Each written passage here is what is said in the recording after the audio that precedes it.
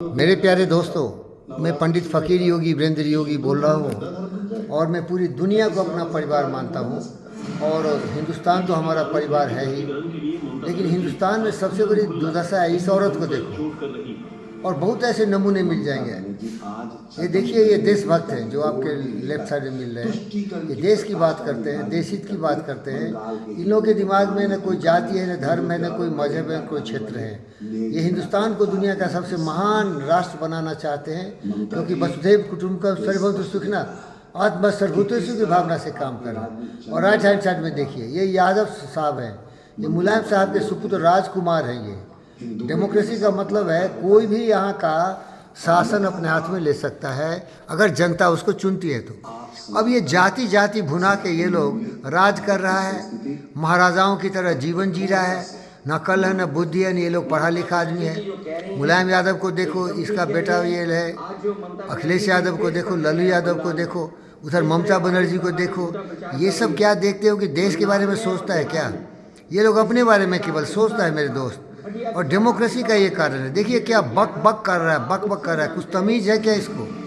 मैं खुल्लम खुल्ला बोल रहा हूँ, आपको दुखी हो जाएगा। ये सत्यनारायण गौर का एक वर्ड है खुल्लम खुल्ला, मैं खुल्लम खुल्ला ही बोल रहा हूँ। ये लोग क्या देश के बारे में सोचते हैं क्या? देश के बारे में सोचते हैं तो यहाँ न कोई जाति हो, न धर्म हो, न मजहब हो, न क्षेत्र हो। सबका बराबर अधिकार है प्रजातंत्र में, और सबको मिल के देश के हित में बात करनी चाहिए। अब ये राजकुमारी को देखिए, ये हमारे हिंदू मुसलमान भाइयों को बांट चूट करके ये राज कर रहे हैं। तो मेरा कहना ये भैया, देश का ये बहुत दुर्भाग्य है कि मैं नरेंद्र मोदी के जगह पर नहीं हूँ। मैं हूँ वीरेंद्र योगी। नरेंद्र मोदी बहुत बड़ा डेमोक्रेट हैं, वो अपने लोगों को बहुत ही सम्मानित करते हैं, लेकिन मैं नरेंद्र मोदी से अलग हूँ। मैं देश का सम्मान करता हूँ, देश के लोगों का सम्मान करता हूँ, लेकिन देश के हित में जो भी होता है ना, मैं फैसला करता भाई, मैं बता दे रहा हूँ। ये डेमोक्रेसी यहाँ खोखला है, फेल है। ये डेमोक्रेसी का मतलब है जो वोट दे दिया वो जीत गया, वो प्राइम मिनिस्टर प्रेसिडेंट कुछ भी बन गया, या वो बन गया आपका चीफ मिनिस्टर। देश के हित में नहीं, स्वार्थ के हित में लोग काम करते हैं मेरे भाई। इसीलिए हमारे देश में शिक्षा की जो सिस्टम है ना, बहुत ही कमज़ोर है, खोखला है।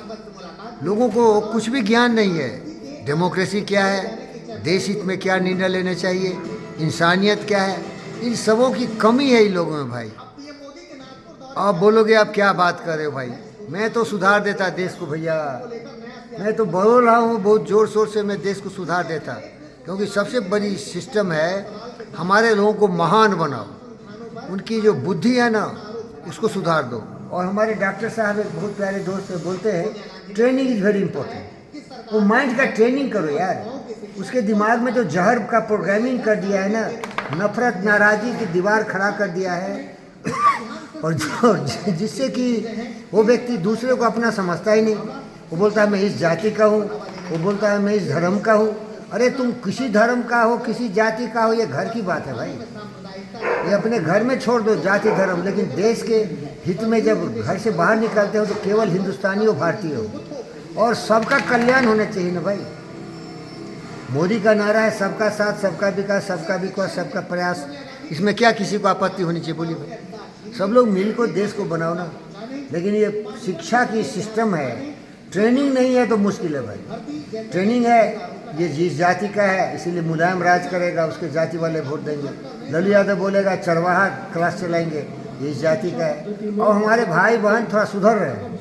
अब वो जाति पाति का भेदभाव छोड़ के, धर्म का भी भेदभाव छोड़ के देश हित में सोच रहे हैं, क्योंकि उनकी शिक्षा मजबूत हो रही है ना। तो भाई मैं तो बोल रहा हूँ कि मैं तो सुधार देता हूँ। खतरनाक मेरे इरादे हैं, खतरनाक मेरे प्लानिंग है। वो बोल दूंगा तो थोड़ा हंगामा हो जाएगा, हमारी ज़िंदगी खतरे में पड़ जाएगा। मैं सुधार देता भाई। बिन भय हो ही न प्रीति, हमारा प्यारा दोस्त तुलसीदास बोल के गए।